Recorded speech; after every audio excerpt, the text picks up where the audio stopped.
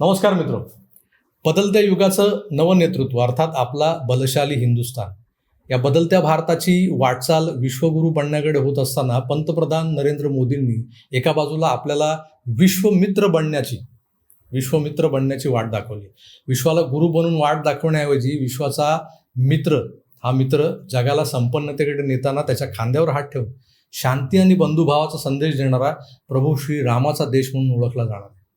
याच वाटचालीचा आढावा घेत त्यावर साधक बाधक चर्चा करण्यासाठी ज्येष्ठ राजकीय विश्लेषक भाऊ तोरसेकर आणि सुशील कुलकर्णी तसेच हिंदीतल्या विचारवंत आणि टीव्ही पत्रकार अंजू पंकज आज नाशकात कालिदास कला मंदिरमध्ये एकत्र येत आहेत. या लोकांना ऐकणं ही पर्वणीच असणार आहे. अर्थात मलाही या चर्चेत सहभागी होण्याची संधी नाशिकच्या गौरी सामाजिक कल्याणकारी संस्थेनं उपलब्ध करून दिली, त्याबद्दल मी त्यांचा आभारी आहे.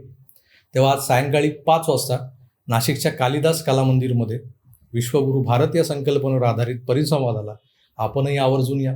आपल्या चॅनलवर हा कार्यक्रम लाईव्ह केला जाणारच आहे, पण नाशिककरांनी जरूर यावं. असं व्हर्च्युअली आपण तर भेटतोच आहोत नेहमी, प्रत्यक्ष भेटही होईल आज.